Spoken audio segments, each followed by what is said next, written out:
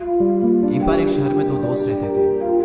वो दोनों दोस्त एक दिन समुद्र किनारे शंख इकट्ठा करने के लिए गए ताकि उन शंखों को बेचकर वो अपने लिए कुछ पूंजी जमा कर पाए। दोनों दोस्त तो शंख इकट्ठा कर ही रहे थे, तभी पहले वाले दोस्त को एक बड़ा शंख मिल गया और ये देखकर दूसरे वाले दोस्त के मन में आया कि यार इसे तो बड़ा शंख मिल गया, अब ये मुझसे ज्यादा पैसा कमा लेगा। तो फिर उसने सोचा कि अब मैं भी सिर्फ बड़ा शंख ही ढूंढूंगा ताकि मैं भी ज्यादा पैसा कमा पाऊँ। तो अब वो लग गया बड़े शंख की तलाश में।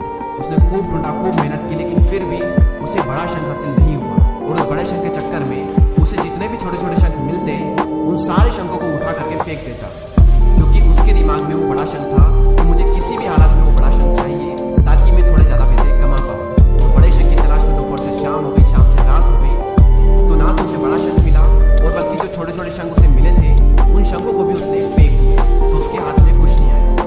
और जो पहला वाला दोस्त था उसके पास एक बड़ा शंख था और कुछ छोटे शंख थे। तो रात हो गई और वो दोनों दोस्त घर जाने लगे।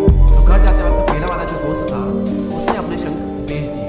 तो उसके पास एक जो बड़ा शंख था उसके उसे मिले 1000 रुपए और जो छोटे छोटे शंख उसके पास में थे उसके उसे मिले 3000 रुपए। और ये जानकर उस दूसरे वाले दोस्त को बहुत दुख हुआ कि काश मैं उन छोटे छोटे शंखों को फेंकता नहीं तो अभी मेरे पास इससे भी ज्यादा कमाई होती। उसके दोस्त ने उसे बताया कि जो छोटे छोटे शंख तूने फेंक दिए थे ना, उन्हीं को मैंने अपने पास कलेक्ट कर लिया और उन्हीं की वजह से मुझे मिले 3000 रुपए। और ये जानकर वो दूसरा वाला दोस्त और भी ज्यादा निराश हो जाता है। इस कहानी को बताने का मेरा मकसद बिल्कुल साफ है